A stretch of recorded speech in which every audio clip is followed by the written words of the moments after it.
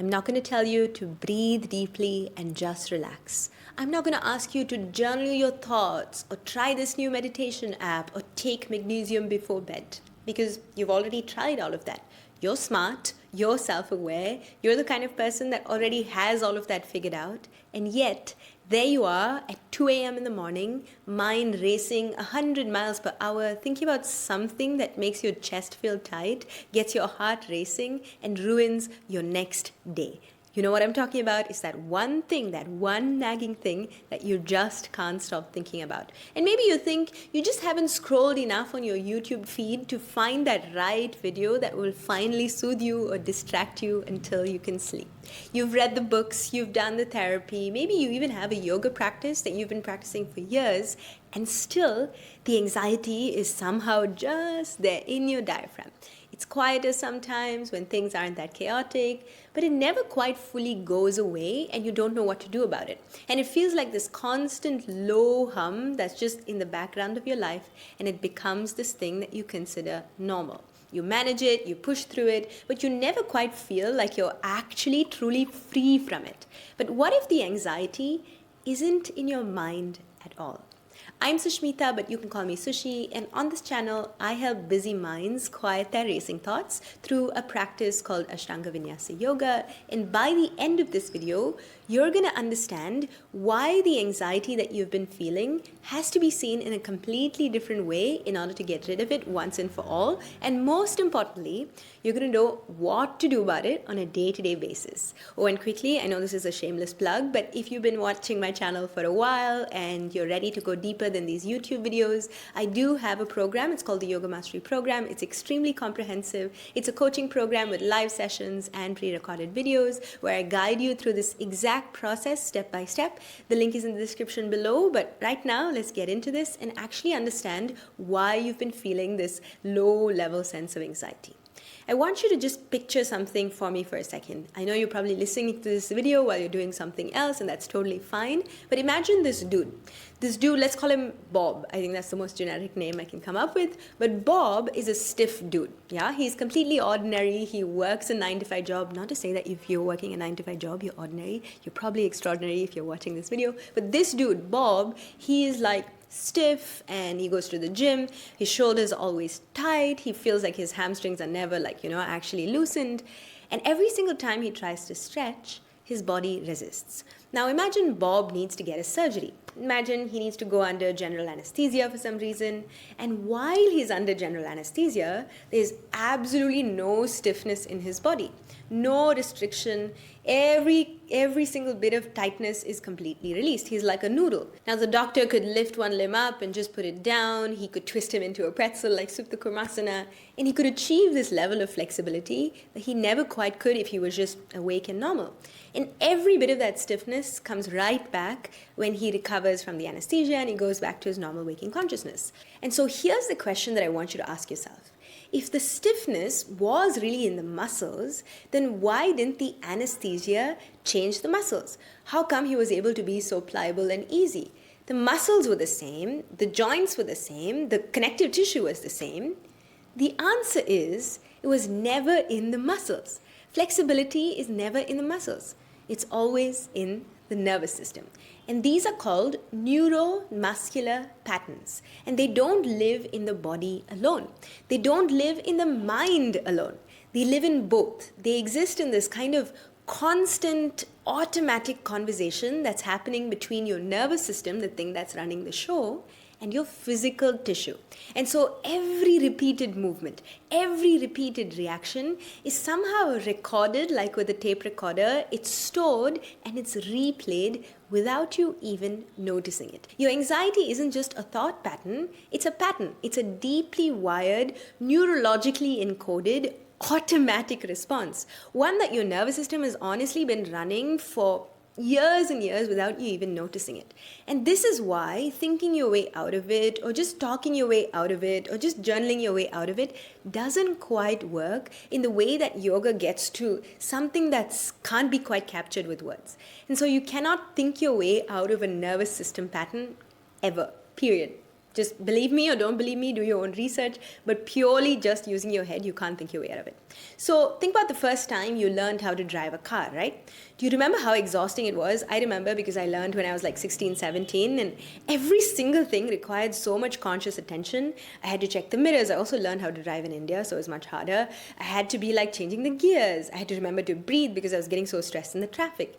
And so for the first few months, I would come back from driving class and feel depleted and just need a nap because my brain was working super hard just to keep everything under control. And now I can drive, I can navigate, I can have a full-blown conversation with my mom, and sometimes like I can get to the destination without even like remembering the route or consciously knowing where I'm going.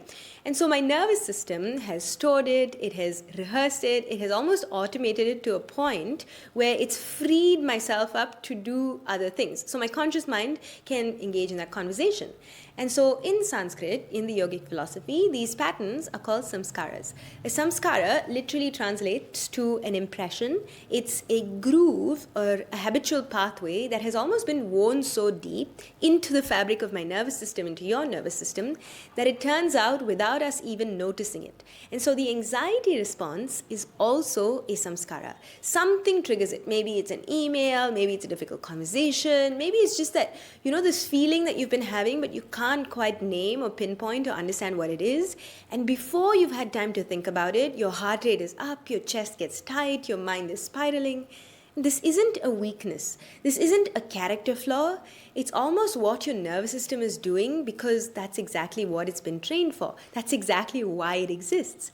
And so purely mental approaches like we talked about, the affirmations, the journaling, the talk therapy, all of these things that work on the conscious level only get you so far. And though they help, I'm not dismissing any of them, they don't work below the surface. They don't work with the subconscious mind. And so you cannot think your way out of a nervous system pattern in the same way that you cannot just, only move, only do physical practices and expect to actually have a transformation. It needs to involve both of these aspects. So what actually works? What can I give you today so that you close this video, move on to the next video that you're probably going to see, feeling like you've actually shifted something within you?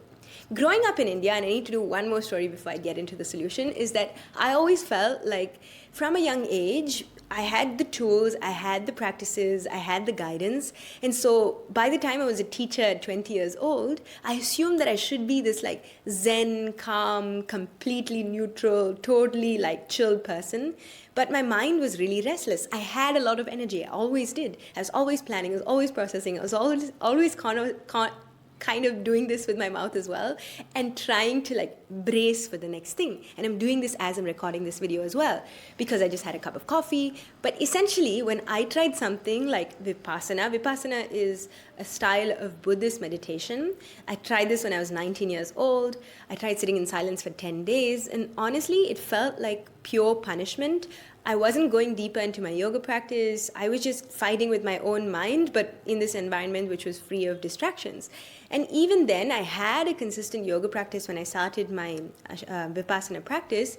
It wasn't enough for me to actually understand what I had to be doing because I was doing yoga in the same way that most people do yoga in the Western world. I was showing up on the mat, I was going through the movements, and I was feeling good, but then 2 hours later, when I got back to my day, I didn't quite feel any different. It took me years to truly get that going through the motions and just doing a practice doesn't mean that we actually change those samskaras. We actually repattern those ways in which we become restless and have these busy minds that run the rest of our lives. In fact, the way that you're doing your postures, if your mind is always somewhere else, you're almost reinforcing this pattern of disconnection. You're literally teaching your nervous system that even that 1 hour, the 60 minutes that you set aside for yourself, you're still allowing yourself to be scattered and still running that same samskara on loop. And this is really dangerous, and this is why it brings me to the solution, the thing that I always talk about and why Ashtanga yoga is such a useful thing to incorporate into your life, because the traditional way in which it's done, it is based on this method called the Tristhana method. And essentially, Ashtanga has these 3 points of attention that we focus on. 3 means 3 in Sanskrit as well. In sthana, Tristhana means place. So 3 places, 3 simultaneous places of attention, which is the breath, Bandha, and Drishti. So let's break this down. I know this can seem like repetitive if you've been listening to a lot of my videos, but I need to say this so many times because this is the foundational core of it. You can go ahead and click on any other video on YouTube, but if you follow these techniques, I promise you the quality of your practice will be so different. So first, let's start with the breath. Ujjayi pranayama. Not just random breathing. Ujjayi pranayama is a specific way to activate your parasympathetic nervous system. This is your body's biological off switch whenever that stress response begins to become prevalent in your body.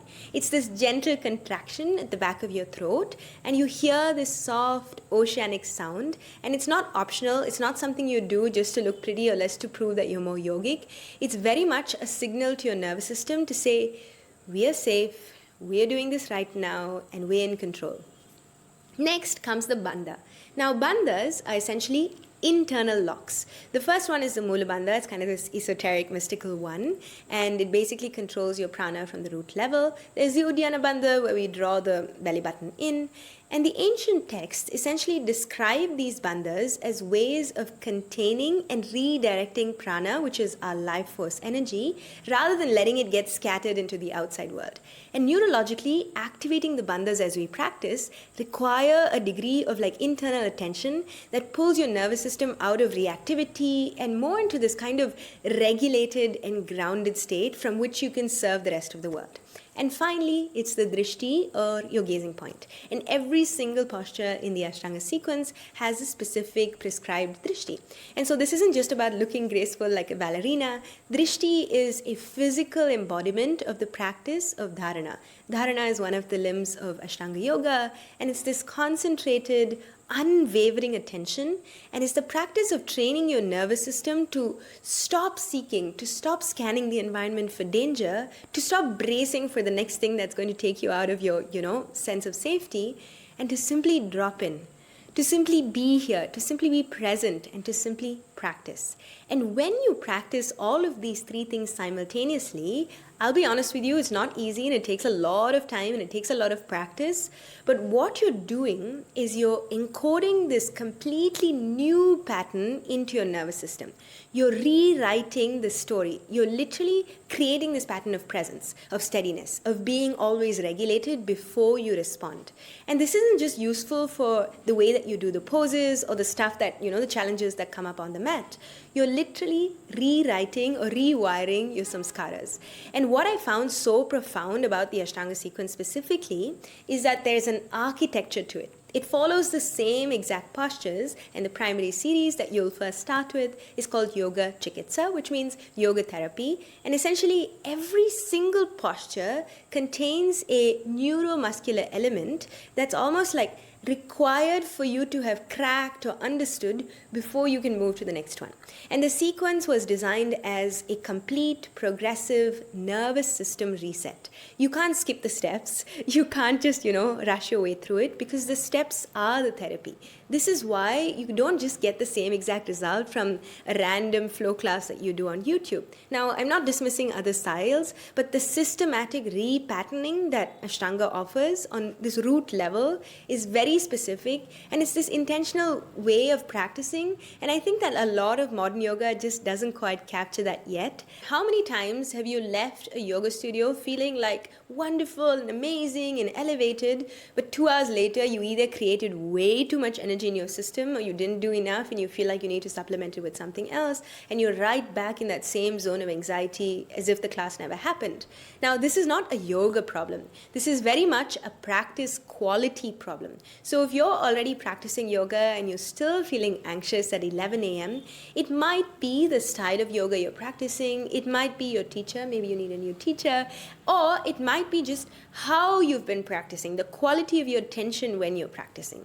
So I just want you to keep all of this in mind before you decide to do anything or give up your practice, because this practice has to be a conscious effort. It has to be intentional. Every single breath has to be placed deliberately. Your drishti has to be held in the postures. Your bandha has to be engaged with awareness. Not perfectly, but almost like repeatedly. You will lose it. I still lose it, like even within 10 minutes of practicing. But with the intention of constantly returning again and again with the sense of humility. And this is where the reprogramming really actually happens. Because when your practice is genuinely conscious, you're genuinely making that effort moment to moment, and the Tristhana is your anchor through the rest of the postures, even though the postures are changing, you're building the right foundation. Layer by layer, your practice becomes way more transformative, and those changes don't just stay on the mat. They bleed into the rest of your life. And I promise you have seen this tons of times at all the students I've coached, even in my own life, because your interoception actually sharpens. Your ability to feel what's happening inside your body in real time, that sharpens. And you start to notice the early signs of anxiety. You start to feel, okay, my chest is kind of tightening, my throat is kind of tensing, I can feel the clenching in my jaw before I speak. And before it becomes a full signal, before you can't stop the ball and it's rolled away, you can catch it, pick it up, and do something about it. Why? Because you've been training those response patterns on the mat. Every single morning, you have a new option available to you. You can quickly just reroute. You can say, what do I want instead? And you don't have to follow that old pattern, that old way of functioning. And so your relationship with difficulty in general changes because you've been practicing every single day to stay present in increasingly uncomfortable shapes. I realized this when I was putting both my legs behind my head and I was like wondering why I was doing that with my life. But I learned how to breathe through the tension instead of like running away from it or avoiding it or just getting crumbled by it. And I learned how to keep my gaze steady when every little part of me wanted to look away from the thing that I've been avoiding. The anxiety actually doesn't vanish. You don't get rid of it. But the grip of the anxiety kind of loosens a little bit. The pattern becomes less dominant. It stops running your life. And a new pattern, one of steadiness, one of presence, one of groundedness, one of genuine self-trust, and I think this is the most important thing, begins to run your nervous system. That begins to take the place of the anxiety. And so if this video resonated with you, if something I said just, felt like, wait, I need to start doing this from tomorrow, then I invite you to take the next step. I have a program called the Yoga Mastery Program, and I guide people through this exact same process, not just the poses, it's the whole system. It's the breathwork, it's the sequencing, it's the bandhas, it's the philosophy, everything comes, and you're working everything, not just one at a time, but you're also learning how to pull it together in a progressive manner, and this is how you can actually rewire your nervous system, not just stretch your hamstrings. So the link is in the description below. It's just a 30-minute call. There's absolutely no pressure, so feel free to check that out. And if this video helped you see something differently today, please subscribe to my YouTube channel, share this with a friend. I would so appreciate that. There are so many people suffering and they don't know that this other approach exists, so please do share this. Thank you so much for watching till the very end. Have a wonderful day, and I look forward to seeing you in the next one.